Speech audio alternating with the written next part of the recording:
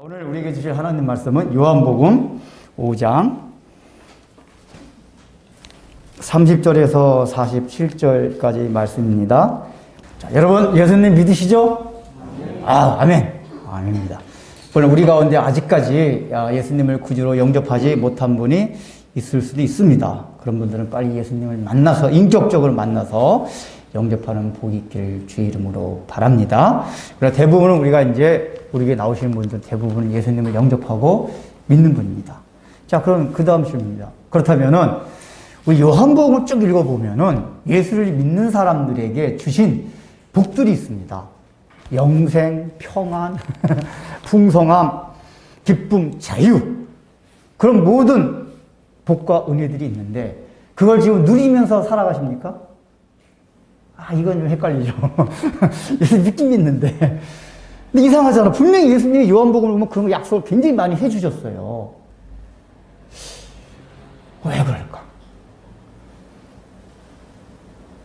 그러니까 우리가 교회를 다니고 예수를 믿음에도 불구하고 때로는 뭔가 확신 없이 영생의 기쁨, 자유, 평안함, 풍성함 이런 얘기를 하다 보면은 이게 실제적이고 구체적으로 들리지 아니하고 굉장히 추상적이고 관념적으로 들릴 때가 많아요.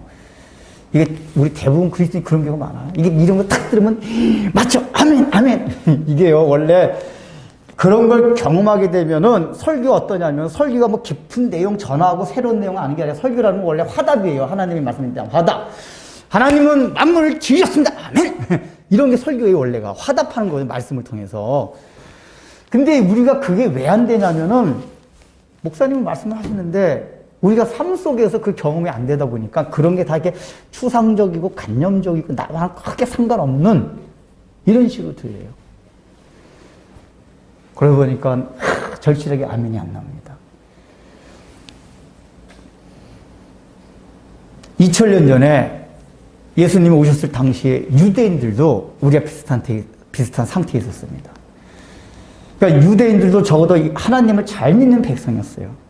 그러니까 하나님을 잘 믿게 되면은 구약 성경에 약속된 그 메시아를 통해서 얻어질 모든 복들 이걸 누려야 되는데 실제 예수님이 오셨을 때 그 유대인들이 그런 걸 누리지 못했습니다.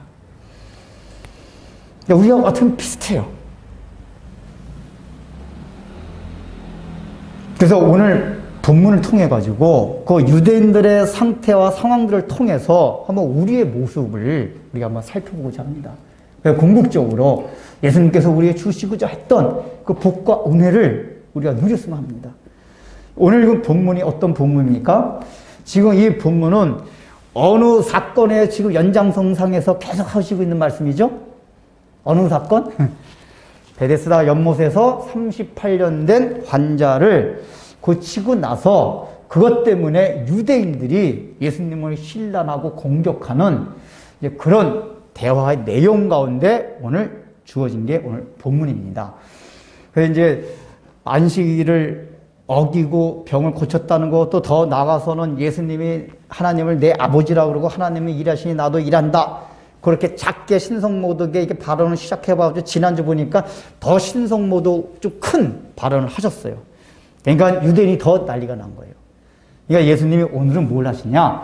그 신성모독 발언을 하시고 나서는 내가 왜 신성모독이 아니라 실제적으로 하나님의 아들이 실제 내가 왜 하나님의 아들이다 하는 거에 대해서 증거를 합니다. 그러니까 증거를. 그러니까 이제 선언하고 오늘 본문은 증거하는 내용입니다.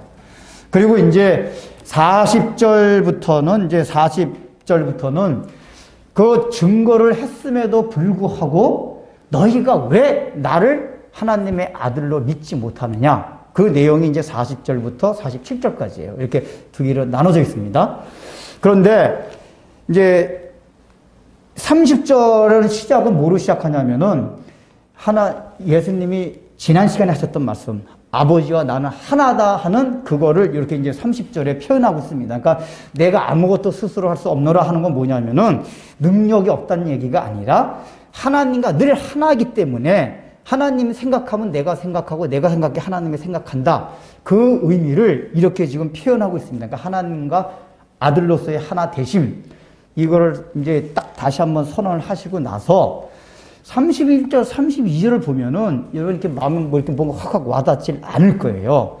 이게 무슨 내용이냐면은 이 얘기를 듣고 있는 사람들은 유대인들입니다. 그런데 유대인들은 어떤 법정이나 또는 이제 개인들 간에 자기가 진실됨을, 죄가 없음을 증명을 할 때는 구약 율법 신명기 19장에 무슨 말씀이 나오냐 하면은 너희가 법정에 서거나 다른 사람 간에 어떤 소송이 있을 때는 반드시 너 혼자만의 이 진술로는 그것이 택해지지 않고 증명이 되지 않는다. 반드시 2명 이상이거나 그 다음에 2 사물 이상의 증거 자료를 제출하라. 그래야만 그 신빙성을 인정받도록 하나님께서 율법에 명하셨습니다. 그러니까 2 사람 이상, 그 다음에 2 사물, 뭐 서류면 서류, 이렇게 2개 이상을 이렇게 제출하도록 그래야지 법정에서 그 진실됨이 증명받았습니다. 그래서 예수님이 여기 31절에 보면 그런 내용이에요. 내가 만일 나를 위하여 증언하면 내 증언이 참되지 아니하되, 이게 화가하다. 이게 그 얘기예요. 자기 혼자, 유대인들의 관점에서 자기 혼자 얘기하는, 나 하나님의 아들이야. 그러니까 자기 혼자 말하는 거는 유대인의 관습상, 율법에 젖어 있는 관습상 인정이 안 된다. 그 얘기예요. 그걸 알고 있다. 그래서 32절 보면은 나를 위하여 증언하시는 이가 따로 있으니 나를 위하여 증언하시는 그 증언이 참인 줄 아노라. 그러니까 나 혼자뿐만 아니라 나 외에 또 누군가 내가 증인으로 이렇게 제출할 그런 분이 있다. 그런 사람이 있다. 예수님 이렇게 말씀하시는 거예요. 그러니까 요거 31절, 32절 내용은 신명기의 19장의 내용을 유대인들 설명해 주는 거예요. 이제 그 관습을. 그리고 나서 예수님이 하나님의 아들이다 하는 것을 증거할 수 있는 사람들을 제출합니다. 유대인들한테. 근데 성경에는 2 사람 이상, 이렇게 그 2 사람이나 3 사람, 이게 보통 유대인들이 많이 관습에서 이렇게 제출된 거였는데 예수님은 지금 여기서 4번의 사람과 사건을 제출해요. 유대인들한테. 그 첫 번째가 뭐냐? 33절을 보면은 너희가 요한에게 사람을 보내매 요한이 진리에 대하여 증언하였느니라. 예수님이 유대인의 법정, 유대인들이 건 소송, 신성 모독죄로 거는 그 소송에 너 하나님 아들이야? 여기 소송에 대해서 첫 번째 증거물로 제출한 게 바로 세례 요한이에요. 자, 세례 요한은 예수님보다 더 유명한 사람이었습니다. 예수님은 초기 때는 주로 갈릴리 지방에만 알려졌지 남쪽 예루살렘을 근처로 하는 남쪽 유다 지방에 잘 알려지지 않으셨어요. 그러나 세례 요한은 이스라엘 전국적으로 아주 알려진 유명인사였습니다. 그런데 그 세례 요한이 어떤 말을 했습니까? 우리가 요한복음 1, 2장에서 다뤘어요. 예수님을 보고서 저 세상죄를 지구하는 어린 양을 보라. 그 세례 요한이 늘 강조했던 게 그 예수님이 메시아고 그리스도이심을 강조하고 자신들의 제자들한테도 그 예수님을 따라가라고 세례 요한이 늘 얘기했습니다. 그러니까 적어도 세례 요한의 말은 굉장히 공신력이 있었습니다. 하다못해 믿지 않은 헤롯 대왕조차도 세례 요한의 말이라면 굉장히 무서워했어요. 겁내했고, 그리고 존경했고, 그리고 그 당시에 종교 지도자들조차도 자신들 그렇게 욕함에도 불구하고 세례 요한에 대한 존경심 다 있었어요. 세례 요한이 그 당시 종교 지도자한테 어느 정도 욕했습니까? 이 독사이 새끼들아. 그렇게 설교할 때 했음에도 불구하고 그래도 바리새인이 속으로 생각할 때 야, 그래도 참 저 사람은 옳은 사람이야. 이런 마음이 다 있었어요. 그러니까 거의 지위의 고하를 막론하고 어떤 사회계층을 막론하고 모든 사람들에게 인정받는 세례 요한이었어요. 근데 이 세례 요한의 증거가 무엇이냐? 예수님이 하나님의 아들이었음을 세례 요한이 했었습니다. 1차 증거 자료, 세례 요한, 너희 다 알지 않느냐? 이렇게 하는 거예요. 두 번째, 이제 증거물로 제출한 게 뭐냐? 36절 보세요. 36절. 가시겠습니다. 내게는 유언의 증거보다 더 큰 증거가 있으니 아버지께서 내게 주사 이루게 하신 역사, 곧 내가 하는 역사가 아버지께서 나를 보내신 것을 나를 위하여 증언하는 것이요. 두 번째 증거 자료가 뭐냐? 예수님께서 하신 역사라는 건 하신 일을 말합니다. 하시는 일들, 행적들, 사역들. 이게 지금 유대인들이 소송을, 신성모독죄 소송을 거는 그 가운데 던지고 있는 두 번째 증거예요. 너희들 봐라. 내가 지금 기간 얼마 안 됐지만은 이것을 요 동안에 내가 복음을 전하면서 했던 모든 행적들, 어떤 기적과 한 말씀들 너희가 다 알고 있지 않느냐? 예수님이 얼마나 많은 기적들을 베푸셨습니까? 그래서 사람 하다못해 예수님을 참 꽃같게 봤던 바리새인들조차도 야, 저런 거는 정말 하늘에서 오신 분 아니면 할 수가 없는 일인데, 더군다나 예수님의 말씀조차도 그랬어요. 예수님의 말씀조차도 그 당시 종교 지도자들조차도 저 말씀은 우리 랍비나 우리가 보통 성공 연구에서 하는 건 전혀 차원이 다른, 하나님이 아니시면 들려줄 수 없는 말씀이다. 이런 거에 대한 암묵적인 동의도 있었어요. 적어도 너희들이 나의 말과 행적을 볼 때 그것이 하나님의 아들을 증거하는 것이다. 두 번째 증거물을 딱 제시했어요. 또 세 번째 37절 나를 보내신 아버지께서 친히 나를 위하여 증언하셨느니라. 이거 뭐야? 아버지 성부 하나님이 나의 증언자다. 그게 증언자다.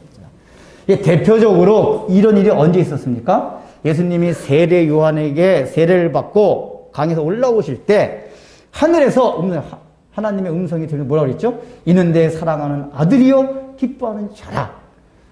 물론 그 목소리가 물리적인 음성이냐 그렇지 않느냐 여러 가지 논란들이 있습니다.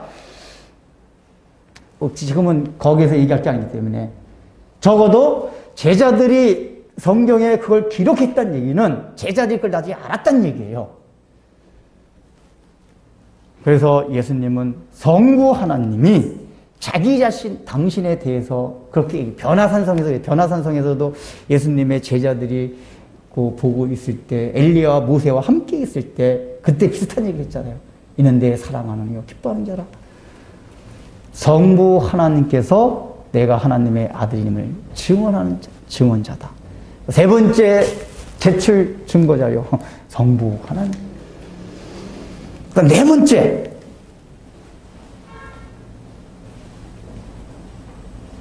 우리가 잘 아는 말씀입니다. 39절. 너희가 성경에서 영생을 얻는 줄 생각하고 성경을 연구하거니와 이 성경이 곧 내게 대하여 증언하는 것이라. 잘 아는 말씀이죠. 예수님, 유대인들, 너희들 성경, 이때 성경 구약 성경입니다. 성경 보고 연구하고 믿지 않았느냐. 그런데 그 성경이 다 나에 대해서 증거하는 것이다. 라고 지금 예수님이 말씀을 해주십니다. 이렇게 네 가지, 그러니까 한 두 가지 정도만 해도 이게 증거물로 채택되고 진정성이 있는 거로 받아들일 수 있는 건데 예수님 지금 네 가지를 제출하세요. 네 가지를. 근데 결과는 어땠습니까? 그 예수님께서 유대인들한테 신성모독죄로 신란하고 지금 공격하고 있는 유대인들한테 네 가지 증거자를 제출했음에도 불구하고 유대인들이 그걸 인정하지 않습니다. 그럼에도 불구하고 당신은 하나님의 아들이 아니야. 인정하지 않나요? 그래서 40절부터 47절까지 내용은 뭐냐? 내가 그런 증거자료를 율법에 명한 증거자료를 제출했음에도 불구하고 네 가지나 제출했음에도 불구하고 너희들이 왜 나를 믿지 않는 줄 아니? 하고 믿지 않는 이유에 대해서 40절부터 47절까지 말씀하고 계십니다.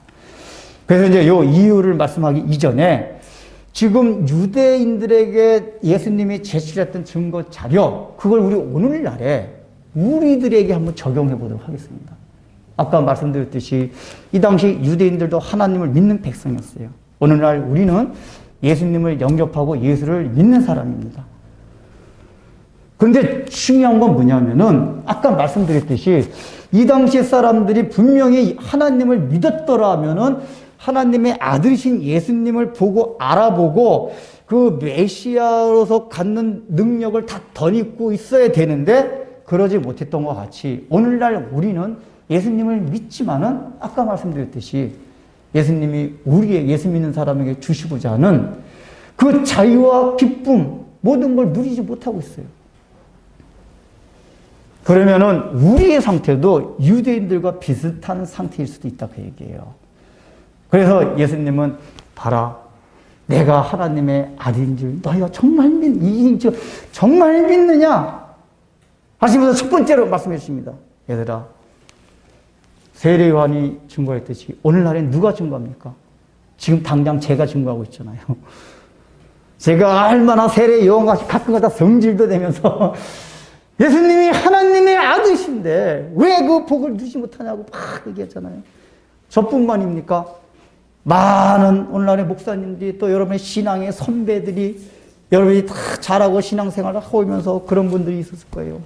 권면하고 말씀을 전해주고 예수님께서 하나님의 아들이시기 때문에 그 아들을 영접하고 예수님을 믿을 때에 우리가 얼마나 큰 영광이 있는 줄 아느냐고 얼마나 우리에게 가르쳐주는 사람들이 있었습니까? 다 오늘날의 세례 요한들이에요.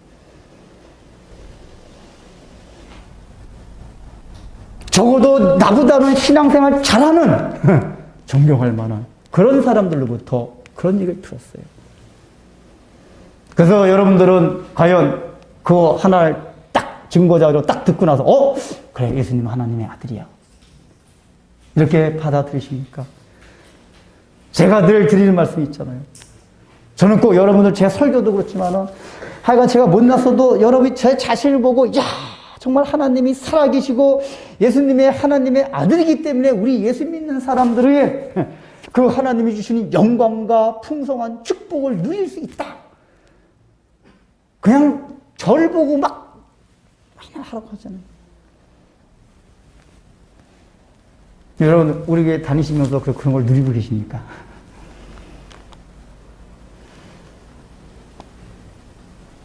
두 번째 뭐라고 그랬죠? 예수님이 하신 행적과 말씀들. 그 당시에 여기서 예수님이 하신 행적 이게 세례 요한의 증거보다 더 큰 증거가 있다고 말씀하시면서 내가 할 일들 사역들을 말씀하셨거든요. 그러면은 예수님이 말씀하실 때 두 번째 증거 자료를 제출한 이 두 번째 증거물 내가 할 일들 이거를 예수님이 어디에다 가장 염두 두고 하셨을까요? 일단은 우리가 딱 처음에 생각할 때 예수님이 하신 기적들, 그 다음에 그 당시에 유대인들이 하셨던 말씀들, 이걸 생각할 수가 있어요. 그러나 궁극적으로 예수님이 이 땅에 오셔서 세례 요한이 예수님에 증거한 것보다도 가장 큰 건 뭐냐? 십자가에서 죽으시고 부활하신 거예요. 사실은 세례 요한도 그냥 세상 죄를 지고 가는 어린 양을 보라 구약적인 관점에서 하나님이 계시를 해줬기 때문에 그렇게 가르치긴 했지만은 구체적으로 예수님이 이 땅에서 십자가에서 우리의 죄 때문에 죽으시고 부활하시고 승천하시고 이런 거 다 몰랐어요. 그래서 요한의 증거보다 더 큰 그거다 그 얘기예요. 예수님의 말씀이나 기적 같은 거는 요한도 그건 알았어요. 그러니까 이때 예수님의 말씀을 듣는 사람들은 적어도 예수님의 더 큰 일에 대해서 그 정도까지만 알았어요. 그런데 오늘날 우리들은 예수님의 행적을 어디까지 알고 있죠? 예수님의 죽으심, 부활하심, 승천하심, 그리고 다시 재림하신다는. 그러니까 이때 유대인들보다도 더 엄청난 예수님에 대한 행적을 우리는 알고 있습니다. 그러니까 더 확실한 증거 자료가 있는 거예요. 여러분들은 예수님께서 십자가에 못 박혀시고 부활하시고 승천하시고 그 행적을 통해서 맞다. 예수님이 하나님의 아들이다. 이걸 더 확실하게 믿고 계십니까? 그 세 번째, 성부 하나님의 증언. 그때는 성부 하나님의 증언이 모든 사람들에게 다 들리지 않았어요. 사실은 여기 예수님이 말씀하신 증거 자료가 유대인들한테는 실제적으로 확 맞아. 굉장히 설득력 있는 증거 자료가 아니었어요. 예수님이 그 표면상으로는 그 유대의 율법대로 해가지고 그 증거자를 제출하긴 했지만은 이 사람들 들 때는 아이 그 증거자를 내놓긴 했는데 그거 별로 설득력이 없잖아. 그런 것들이에요. 특히 선고 하나님 이런 것들은. 근데 여러분들 오늘날은 어떻습니까? 예수님께서 하나님의 아들이심을 성부 하나님, 성령께서 우리의 마음가운데서 얼마나 하나님의 아들이다. 그분을 영접해라. 그분을 100% 신뢰하라. 여러분 적어도 교회에 나오는 사람들 예수님을 영접했다고 하는 사람들 마음속에는 그런 마음들이 시시때때로 있어요. 만약에 그런 마음이 전혀 없다. 그러면 예수님을 영접한 게 아니에요. 우리가 육신이 연약해서 오락가락은 하지만은 근본적으로 예수님을 믿은 사람은 영접한 사람에게는 그런 성부 하나님, 성령 하나님의 음성들이 그 속에 들려와요. 증언하는 소리들이. 얘야, 그 예수는 하나님의 아들이시다. 너 좀 확실히 믿어봐. 100% 신뢰해봐. 이런 음성을 듣지 않으셨습니까? 듣지 않으셨어요? 잘 생각해 보세요. 그러니까 그 당시 유대인들보다 더 큰 증거를 갖고 있는 거예요. 이 당시에는 성령의 역사가 없었을 때예요. 오순절 성령 강림 이후에 성령께서 임하셨기 때문에 우리는 그런데 성령 하나님의 음성까지는 다 들어요. 성령 하나님의 하시는 가장 큰 일이 무엇입니까? 방언받게 하는 겁니까? 병낫게 하는 겁니까? 예수를 그리스도로 하나님의 아들로 믿게 하시는 게 성령 하나님의 가장 큰 사역이에요. 내려요. 그 네 번째. 너희가 성경에 영생이 있는 줄 알고 성경을 상고하고 연구하거니와 이 성경이 나에 대해서 증거하는 것이다. 이걸 듣고 있을 당시에 유대인들은 구약 성경만을 봤어요. 근데 오늘날 우리는 어디까지 보죠? 신약 성경까지 있어요. 예수님이 직접 오셔서 말씀하신 것들, 직접 행하신 것들, 우린 이거를 직접 다 듣고 봅니다. 아이, 목사님, 그거 2000년 전에 하셨던 거 우리가 언제 봅니까? 아까 찬양했잖아요. 우리가 처음에 예수를 믿었던 거는 이 성경에 2000년 전에 있던 사건을 오늘날 우리의 삶에서 다시 재정해서 보는 거예요. 야, 예수님이 그 갈릴리 바닷가 거리에서, 어느 바닷가 거리에서 병자를 고쳐주실 때, 그거를 보는 것 같이 다 봤어요. 거기다가 기독교 역사를 통해서 예수님의 제자들이 얼마나 예수님이 하나님의 아들이시라는 것을 그 겁쟁이들이 방에 숨어 있다가 어느 날 갑자기 로마 제국을 향해서 용감하게 예수는 그리스도시다, 하나님의 아들이다, 담대하게 외쳤던 그 역사적인 사건들을 우린 다 들었어요. 적어도 이 성경이 예수님에 대해 증거하는 것을 그들은 구약 성경뿐이 없었는데 우린 신약 성경에다가 기독교 역사까지 엄청난 양의 예수님이 하나님의 아들이라는 것을 들었습니다. 적어도 우리는 이 당시 유대인들보다도 더 예수님을 하나님의 아들인 걸 믿기 좋은 상황과 조건이 있다 그 얘기예요. 이거 믿으십니까? 더 조건이 있어요. 그 나중에 보면은 예수님이 이방인들보다 유대인의 심판이 더 크고 유대인들보다 오늘날 우리들의 심판이 더 큽니다. 우리들의. 왜냐? 더 은혜를 받기 좋은 조건이 있기 때문에. 그런데 이 당시에 유대인들도 그런 증거 자료를 제출했음에도 불구하고 믿지 않았던 것처럼 오늘날 우리도 분명히 우리가 믿긴 믿는데 제대로 믿지 않을 가능성이 굉장히 많습니다. 이유는 뭐죠? 믿는 자에게 주시는 이 영생의 축복들, 풍성함들, 자유들 이런 게 우리가 지금 늘 누리면서 살지 못하잖아요. 그 이유를 한번 살펴보고자 합니다. 자, 첫 번째 이유. 38절 보세요. 38절. 그 말씀이 너희 속에 거하지 아니하니 이는 그가 보내신 이를 믿지 아니함이라. 믿지 아니하는 이유에 대해서 뭐라고 예수님 말씀하시죠? 그 말씀, 여기서는 그 말씀은 구약의 말씀이에요. 말씀이 너희 속에 거하지 아니하니 라고 말씀하십니다. 이 거한다는 얘기가 뭡니까? 단순하게 이렇게 성경을 본다는 얘기가 아니라 거한다는 건 같이 사는 걸 말하는 거거든요. 그러면은 이 거한다는 건 그 말씀이 다 나의 삶에 나의 마음에 있도록 같이 살도록 날마다 말씀을 묵상하는 것들이에요. 그게 거하는 거예요. 그러니까 그 말씀이 나의 마음에 탁 새겨져서 늘 무슨 일이 있을 때마다 그 말씀. 그래서 사실 시편 기자 같은 경우는 날마다 말씀을 읊조린다고 그랬어요. 읊조린다. 그 외우는 거예요. 여호와는 나의 목자시니 내게 부족함이 없으리로다. 이런 식으로 내 말씀을 하면서 그 마음에 새겼어요. 근데 시편 기자는 그랬지만 실제로 유대인들은 그러질 않았어요. 그 말씀이 나의 삶에 나의 마음에 내 거하도록 그런 삶의 행태를 보이지 않았어요. 형식적인 어떤 그런 데만 적였어요.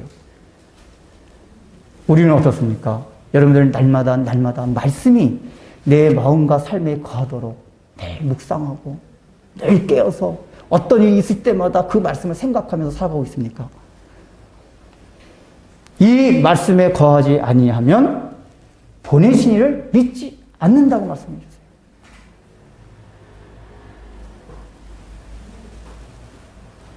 그 다음에 두 번째, 나는 사람에게서 영광을 취하지 아니하노라 하고 42절을 보면은 다만 하나님을 사랑하는 것이 너희 속에 없음을 알았노라. 지금 예수님이 이제 말씀해 너희가 하나님을 사랑한다고 하지만 하나님을 사랑하는 게 너희 속에 없다. 이걸 얘기하세요. 이걸 얘기하시고 이거 앞뒤로 무슨 말씀을 하시냐면은 너희가 하나님을 사랑하는 것이 너희 속에 실제는 없다. 겉으로만 사랑한다. 근데 그걸 뭘 봐서 알 수 있냐? 41절. 나는 사람에게서 영광을 취하지 아니하노라. 그러니까 예수님, 나는 사람에게서 영광을 취하지 아니하는데 44절을 보면 뭐라고 말씀하시냐면은 너희가 서로 영광을 취하고 유일하신 하나님께로부터 오는 영광은 구하지 아니하니 어찌 나를 믿을 수 있느냐? 이렇게 얘기해요. 그러니까 하나님을 사랑하지 않는 걸 어떤 걸 보면 알 수 있냐? 너희가 하나님을 믿는다고 하는데 그 믿는다고 하면서 나는 예수님은 사람에게서 영광을 취하지 않는데 너희는 서로에게 그러니까 인간에게서 영광을 취한다. 이게 무슨 얘기죠? 사람에게서 영광을 취한다는 얘기는 사람의 인정을 받으려고 사람들로부터 존경을 받으려고 하고 사람들로부터 칭찬을 받으려고 한다 그 얘기예요. 예수님 그 말씀하신 거예요. 이게 너희가 하나님을 사랑하지 않는 증거다 그 얘기예요. 근데 예수님이 참 아주 이상하게도 이게 너희가 하나님께 영광을 구하지 아니하고 사람에게서 서로가 서로에게 사람에게 영광을 취하는 거가 어찌 나를 믿을 수냐. 그게 믿을 수 없는 굉장히 중요한 일이라고 예수님이 강조하십니다. 우리는 좀 이상해요. 아니, 예수님을 믿을 수 없는 이유가 보통은 어떻죠? 저요. 예수님 그때 2000년 전에 그거 봤나요, 제가? 죽은 사람 살리고도 내 눈앞에 탁 보여주면 내가 믿을 것 같은데, 안 돼. 주로 믿지 않는 이유가 이렇게 인식론, 그런 쪽으로 많이 생각을 하잖아요. 근데 지금 예수님의 말씀은 너희가 어찌 믿겠느냐, 믿지 않는 이유를 굉장히 강조하신 게 뭐냐면은, 하나님께 영광을 구하지 아니하고 사람에게서 영광을 취하게 되면은 믿지 못한다 그 얘기예요. 그러니까 우리가 이렇게 논리적으로 일반적으로 생각하면 이 말 이해하기 힘들어요. 아니 사람에게서 영광을 구하는 것이 왜 사람들로부터 인정받고 존경받고 하는 것이 믿지 못하는 이유가 되겠느냐? 예수님이 이렇게 말씀하셨어요. 굉장히 중요해요. 요거를 딱 더 들어가기 전에 또 다른 게 하나 뭐가 있습니까? 40절. 그러나 너희가 영생을 얻기 위하여 내게 오기를 원하지 아니하는도다.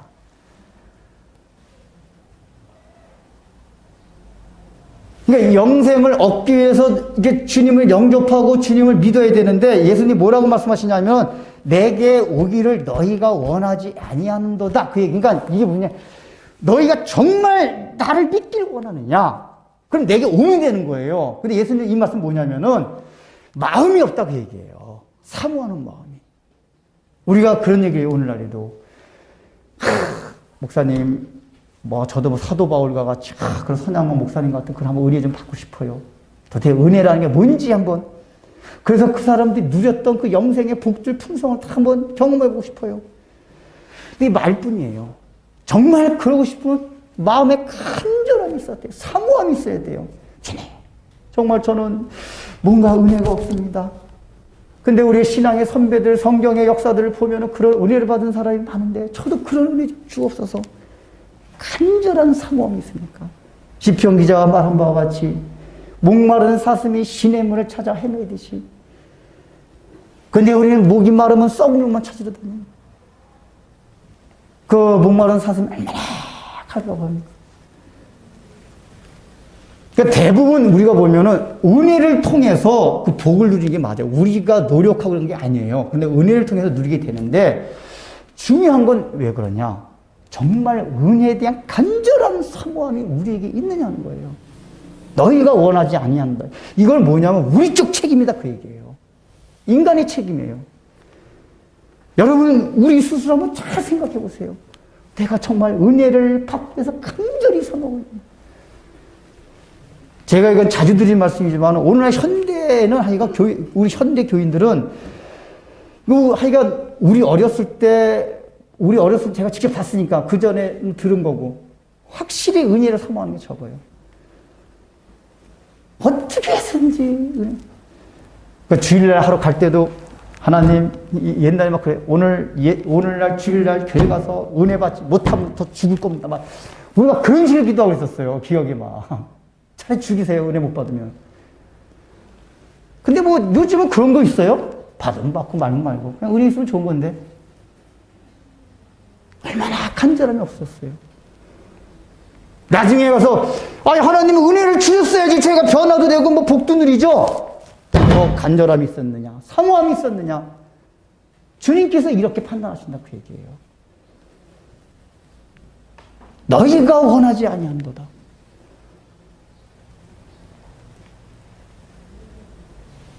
또 그러니까 유대인들도 마찬가지. 이게 구약 성경을 읽으면서 메시아가 오면은 주실 영광 이런 게 지식적으로 다 알았어요.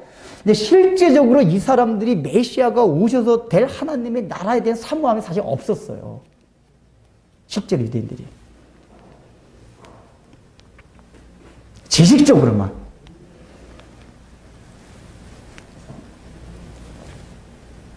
그리고 오직 아까 말씀드린 바와 같이 이 사람들의 있는 건 뭐냐? 오직 하나님을 믿는 게 자기의 영광과 관계되는 것이었어요. 영광과. 이게 굉장히 중요해요. 여러분들 우리가 대표적으로 예수님에게 와가지고 어떻게 영생을 얻으리까 물어봤던 한 청년이 있었습니다. 예수님 뭐라고 말씀하셨죠? 애야, 하나님을 사랑하고 네 이웃을 용같이 사랑하라. 그리고 성경에, 구약 성경에 나타난 모든 율법들 다 지켜라. 그러니까 이 청년이 뭐라고 그랬죠? 그 어릴 때부터 다 지켰나이다. 저는 그 성경 보면서 정말 대단하다. 아니 어떻게 그 성경의 말씀이 다 지켰을까? 가능하다고 생각하세요?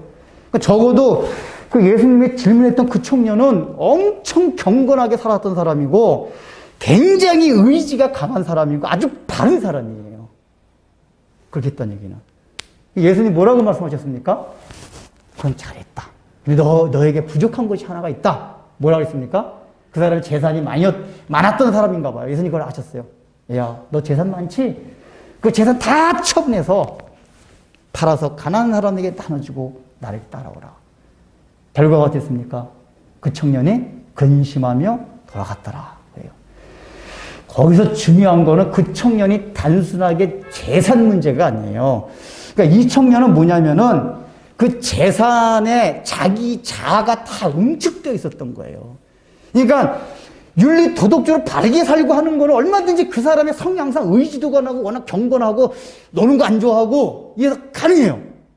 근데 재산을 축적하고 모아두고 하는 거는 그 사람의 성향을 하기가 힘들었던 거예요. 거기에 자아가 들어간 거예요. 그러니까 그 예수님은 그 자아를 빼내게 하기 위해서 원래 예수님이 꼭 돈이 있다고 해가지고 무조건 가난한 사람 다 팔아가지고 나눠주고 이라고 하시지 않았거든요.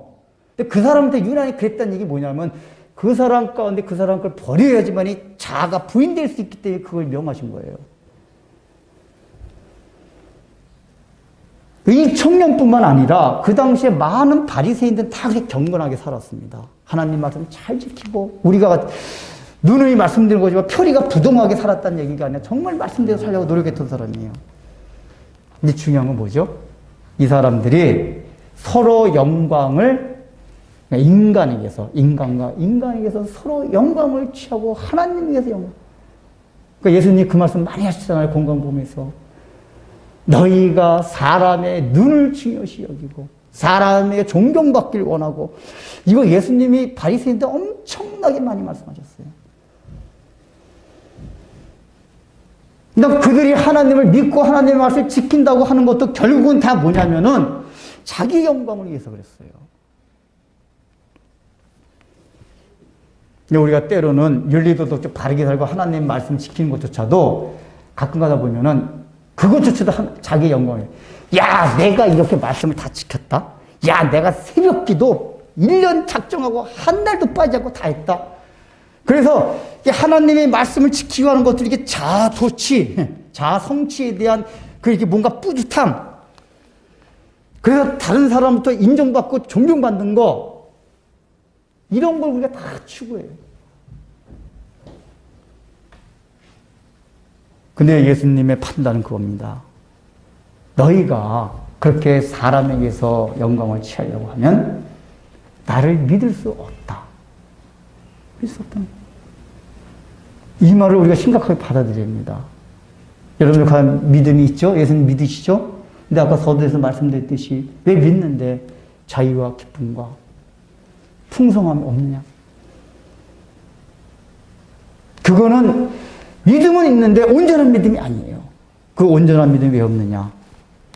우리가 나도 모르게 하나님에게서 영광을 구하지 아니하고 사람에게서 영광을 구해요. 그러니까 우리가 살아가면서 실제적으로도 스트레스를 받고 힘든 것들을 보면 뭐 돈 문제도 있고 건강 문제도 있고 많이 있습니다. 근데 우리의 삶의 그 동력을 불러일으키는 가장 중요한 게 뭐죠? 다른 사람들로부터 인정받는 거. 근데 원래 인정받고자 하는 요건 나쁜 게 아니에요. 하나님이 우리에게 주신 마음이에요. 근데 하나님이 원하시는 건 뭐냐? 그 인정받는 게 하나님으로부터 인정받는 걸 우리가 추구해야 돼요. 근데 우리는 그걸 사람으로부터 인정받고 사람들로부터 칭찬받고 사람들로부터 존경받고 그것도 존경받고 살지 말라는 얘기가 아니죠. 추구하지 않을 뿐이 우리가 말씀대로 살아가다 보면 존경도 받을 수 있어요. 그러나 욕도 먹을 수 있고 그건 그때그때 다를 수가 있어요. 근데 우리 그게 목표가 아니에요.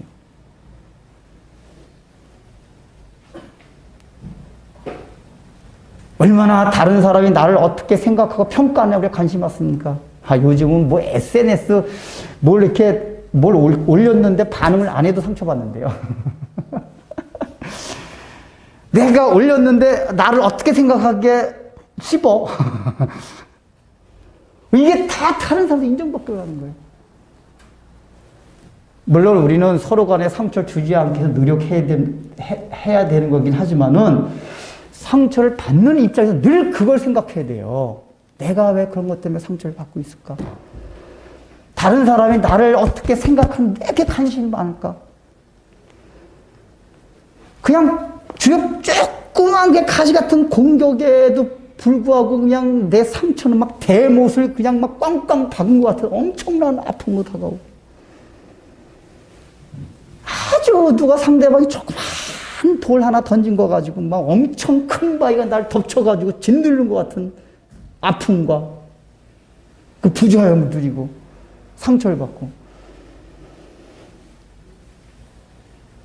상대방의 상관하고 지레짐작 생각해가지고 막 그냥 좋지 않은 감정들을 확장시키고 자신의 마음에 담벼락 쌓고 우리가 다른 사람이라는 평가는 다 불완전한 거예요.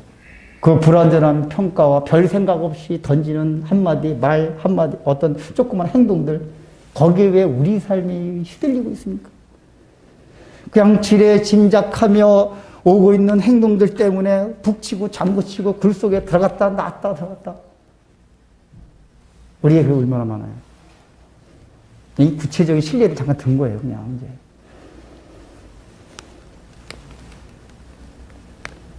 실제적으로도 그런 게 여러분 잘 생각해 보세요.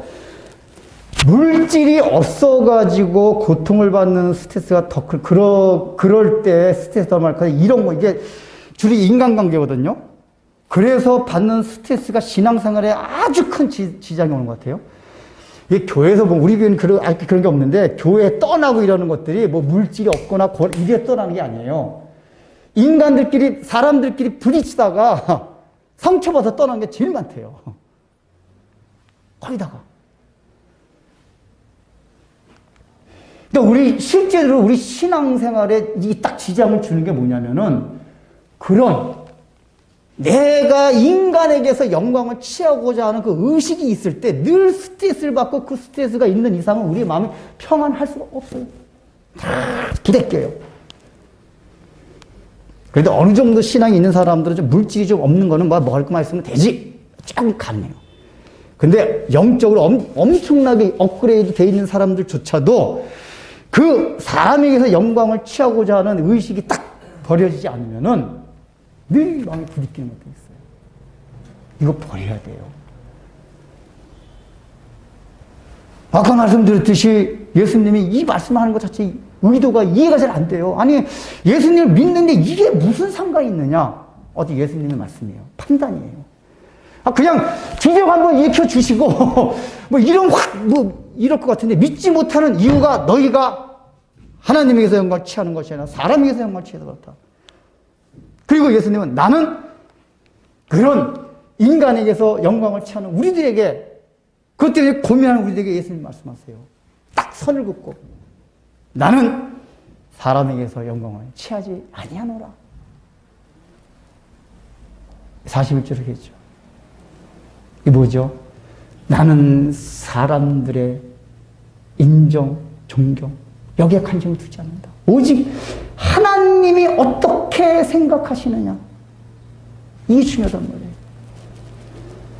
나의 모든 삶의 원동력이 하나님이 나를 어떻게 생각하실까? 사람이 나를 어떻게 생각하는 게 아니라. 그 전에 미국 미국의 목사님 소설 중에 예수님이라면 어떻게 하실까? 그래서 혹시 아세요? 그 소설? 예수님이라면 어떻게 하실까? 그 저자 이름이 잊어버렸는데, 그 보면은 무슨 행동을 할 때마다, 생각을 할 때마다 이것이 하나님이 보기에 좋은 것인가? 관점인데. 여러분의 모든 행동, 거지와 생각하는 것에 그 근거와 동기가 하나님이 나를 어떻게 생각하실까? 여기 있습니까? 사람이 나를 인정해 주지 않는다 해도 하나님이 나를 인정해 주신다면 이게 이제 원리적으로 생각하면 확실히 그게 있어요. 여러분, 하나님이 우리를 어떻게 생각하십니까? 답을 하세요. 사람은 나도 사람은 우리가 소외받을 수도 있고 뭐 욕먹을 수도 있고, 그 욕도 자기가 잘못해서 하는 욕 말고 아이가 여러 가지가 있을 수가 있어요. 그거 다 제쳐두고 하나님이 나를 어떻게 생각하실까? 어떻게 생각하십니까? 여러분이 스스로 이거 굉장히 중요해요. 저는 이거 할 때 스바냐 말씀이 떠올라요. 복음성가도 있잖아요. 내가 너로 인하여 기쁨을 이기지 못하며, 가사 맞죠? 하나님이 지금 이스라엘 백성들한테 뭐라고 했냐면, 내가 너 때문에 나의 기쁨의 근원이 뭔지를 아니? 너희들이야. 너희들 때문에 기쁨이 어느 정도 하면 이건 기쁨을 이기지 못할 정도로 내가 기쁘다. 그런데 그때의 이스라엘 백성들에게 그 말씀을 하셨을 때 이스라엘 백성 상태가 어땠습니까? 다 형편없었어요. 형편없고 보잘것없고 부족하고. 그럼에도 불구하고 당신의 자녀로 삼으신 언약 백성이기에 내가 너로 인하여 기쁨을 이기지 못할 정도다. 믿으십니까? 그럼 다 끝난 거예요. 그 천지 만물을 지으신 그 아버지 그분이 나로 인하여 기쁨을 이기지 못한다는데 그까지 대통령이 뭐라 그래도 우리는 끔찍하게 하는데 하나님이 감히 대통령이 돼. 그거 그냥 별거 아닌 사람들이 뭐 하는 것 때문에 그냥 와락불고. 근데 제가 보기에는 이게 이 결과적으로 그렇게 돼요. 이러면 예수님 못 믿는다고 나왔잖아요. 믿을 수 있느냐? 그게 딱 맞아요. 왜냐? 예수님을 믿게 되면 어떻게 하죠? 요한복음에 영생과 자유와 풍성함과 기쁨과 모든 게 다 있어요. 우리가 그것을 누리지 못한다는 것은 제대로 믿지 못하는 얘기고 그 이유는 여기 있다고 얘기해요. 인간에게서 영광을 주셨다. 이 당시에 유대인들이 공격했을 때 이 본문을 쭉 읽어보면 예수님이 그것 때문에 이놈의 새끼들 이러지 않으셨어요. 아마도 예수님이 보면 주로 종교 지도자들이 그럴 때 굉장히 책망하고 화내셨는데 여기는 이게 종교 지도자들만 있는 게 아니라 유대인들이라고 표현된 거 보면은 뭐 서민도 섞여 있고 하여간 그 당시 모든 이스라엘 백성들이 섞여 있던 것 같아요. 예수님이 여기 흐름을 보면은 안타까워하셨어요. 이들을. 너희가 왜 믿지 못하느냐. 그러면서 그 믿지 못하는 그들을 기다리는 마음. 예, 여기서 그 뉘앙스에서 풍겨져요. 그럼 이때 뿐입니까? 오늘도 마찬가지예요. 오늘 우리 주님께서 이 자리에 와 계십니다. 그래서 그렇게 당신을 믿고서 그 주시고자 하는 풍성한 복이 있음에도 그걸 누리지 못하는 것 때문에 안타까워하셔가지고 얘들아 너희들 내가 여러 가지 자리를 통해서 내가 하나님의 아들임을 증거하지 않았느냐 좀 믿어라. 왜 믿지 못하느냐 몇 가지 얘기했잖아요. 사모하지 않고 말씀에 거하지 아니하고 너 자기의 영광을 그것 좀 볼 수 있는 나 너에게 들어가고 싶다. 그래서 내가 가진 모든 것들을 너에게 베풀고 누리게 하고 싶다. 이렇게 예수님께서 안타깝게 간절하게 요 앞에서 우리들을 기다리고 계십니다. 여러분 빨리 예수님 품에 안기십시오. 안기셔서 그 고단한 인생 가운데서 주시는 참된 진리의 자유와 기쁨을 만끽하는 여러분들이 되시기를 주의 이름으로 축원합니다. 참으로 험난하고 고된 인생 가운데서 무거운 짐을 지고 하던 저희들에게 찾아오셔서 그 짐을 내려놓게 하시고 우리에게 자유와 풍성함을 허락하신 그 사랑과 은혜를 인하여 감사하며 주님 앞에 봉헌합니다. 참으로 우리가 그렇게 봉헌드린다는 것은 그것을 누리고 있다는 그 증거서 들어야 할 텐데 하나님 아버지 우리가 봉헌할 때마다 느끼고 생각하는 것들이 참으로 예수를 믿는 저희들에게 약속하신 그 모든 풍성한 복들을 우리가 누리지 못하며 살아가고 있는 때가 얼마나 많이 있습니까? 이 봉헌할 때마다 드리는 물질 때문에 그렇기도 하고 건강 때문에 그렇기도 하고 주님께서 말씀하셨던 것처럼 인간에게서 오는 인간에게서 영광을 취하고자 하는 그 마음들 때문에 하나님 아버지여 믿게 되면 주어지는 복들을 누리지 못하며 살아가는 참으로 우리 불쌍한 인생들을 다시 한번 긍휼히 여겨 주셔서 찾아오셔서 우리의 마음을 놓고 해 주옵소서. 우리가 마음문을 열고 주님을 모시겠습니다. 영원토록 거하도록 하겠습니다. 그래서 우리 주님께서 우리와 더불어 먹고 마시는 하늘나라의 잔치집이 우리가 나중에서 죽어서 천국뿐만 아니라 인생을 살아가는 내내 그런 삶이 유지될 수 있는 참된 봉헌의 삶들을 우리 모두에게 허락하여 주옵소서. 예수님의 이름으로 기도드립니다.